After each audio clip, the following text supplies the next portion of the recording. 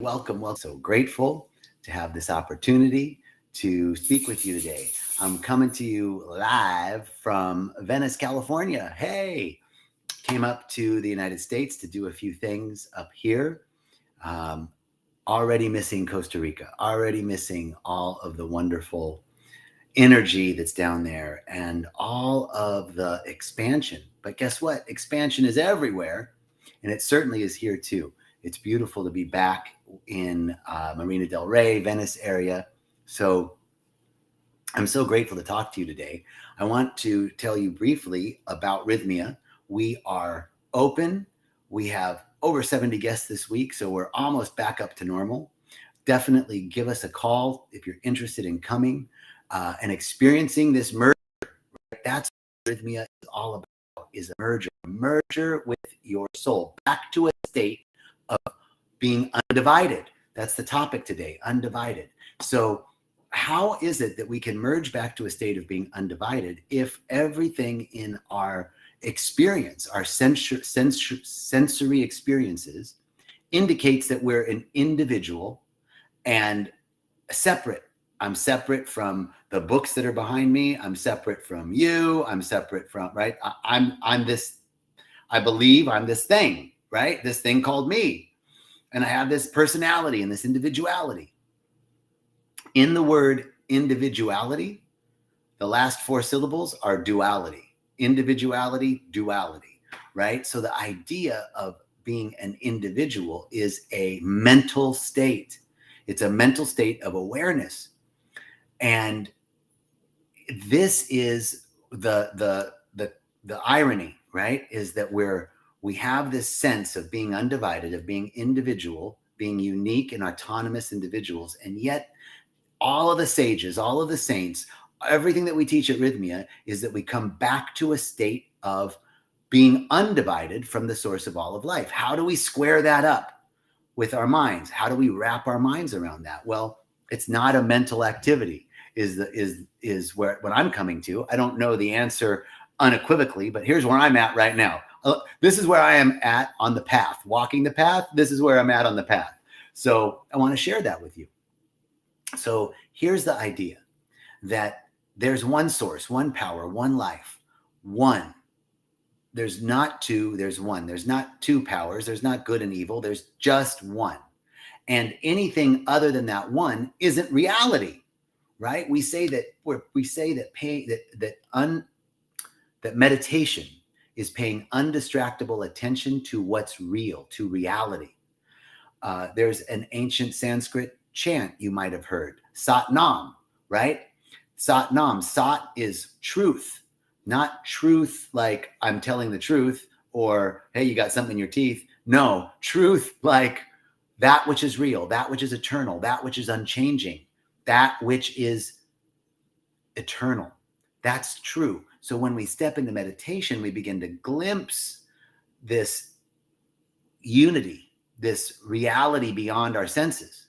When we do ceremony, when we do plant medicine ceremony, we glimpse that there's other dimensions beyond what we can perceive with our senses. These are like breadcrumbs that are leading us home to the realization that we've never been separate. No matter what our experience is, we've never been separate from the source of all of life. Think about it like this. And this, I want to acknowledge this metaphor I got from a book called The Disappearance of the Universe by Gary Renard. Great book. And in that book, they talk about this metaphor, this analogy, right? Imagine that you are sleeping in bed. You're sleeping in bed and you are having a dream. Now, in the dream, you're not aware that you're in bed. You're safe in bed. At home, nothing's wrong. In the dream, you could be having a fantasy. You could be having an ecstatic dream. You could be having a nightmare. You could be having a Salvador Dali dream, whatever it is, but that's real to you. And it seems real, right? It seems so palpable, so visceral. And yet you're unaware that you're in bed. You're unaware that you're safe because the dream seems real. So this is sort of the metaphor of us being, there's a statement in the Bible that says we are hid with God we're hid with Christ in God. Christ meaning awareness, awakened awareness. We're hid with our awareness in God. In this, and God, we can say, the Holy Spirit, Mother Ayahuasca, is the presence that is eternal, unchanging, and real, true, that which is true. We're hid in the truth of our undividedness, even though we're in the dream of our sensory experiences. So the sensory experiences seem very real to us, but the whole time, that's why we can say there's a part of us that's never hurt, harmed, or endangered, no matter what trauma we've experienced. There's a part of us that's never been hurt, never been touched by the visceral experiences of life. This part of us is what's true and real and eternal. This is the echo. It's like someone's calling to you from far away. Remember, you're one. And we're like, yeah, I kind of hear that.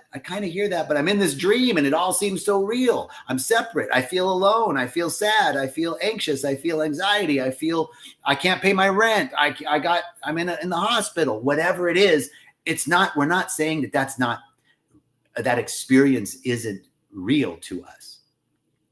But the unreality of that experience lies in our interpretation of it. So we're now going to be interpreting with this understanding that there's a part of us that's real and true and eternal, that's untouched, unharmed, unendangered by anything that we've experienced in our lives. It can't kill us because that part of us that's real and eternal has no birth and no death, right? That's waking up from the dream. When we merge to a state of wholeness, when we come back to a realization, merge with our soul, as we teach at Rhythmia, then death becomes less of a fear and more of a activity that reminds us to not waste our time here on planet Earth in Earth School, right? That this may be an illusion, this may be a dream, and in reality, what we do here doesn't matter because we're hid safe with Christ in God. However, the choices that we make here can either quicken or slow our awakening. So how we get out of the dream, the choices that we make here will help us either wake up faster and get out of the dream quicker or not. No guilt, no shame, no harm, no foul. What we choose here is all working together for our good, whether we're, as Reverend Michael says, pushed by pain or pulled by a vision. It's all happening for us. So no matter what we choose here, we're going to be okay. We are going to wake up. It could be 7 days, 7 months, 7 years, or 7 lifetimes. We're going to get back home. The question is, do we want a quickening of the path? Do we want a quickening of the journey, or do we want to be in the fast lane? Do we want to be in the slow lane? The choices that we make in the dream, the choices that we make in the illusion will either speed up our recognition of waking up out of the dream, of realizing that we're always safe, hid with awakened consciousness in the realm of ever-expanding good. That's another way of saying hid with Christ and God. I'm hid in expanded awareness in the realm of ever-expanding good. And this is the truth. One source, one power, one life, undivided from that source. We cannot be anything other than undivided. Our egoic sensory experiences of individuality tell us otherwise, but individuality contains within it the word duality. That duality is by necessity our egoic choice of separation. Hey, it's like a mad idea. Hey, what if I was an individual? What if I could make decisions different from God? What if I could choose other than the one mind, the one source, the one power? All right, well, here's your dream. You can experience anything you want in this dream. And if you want to experience separation, that's helping you on your path.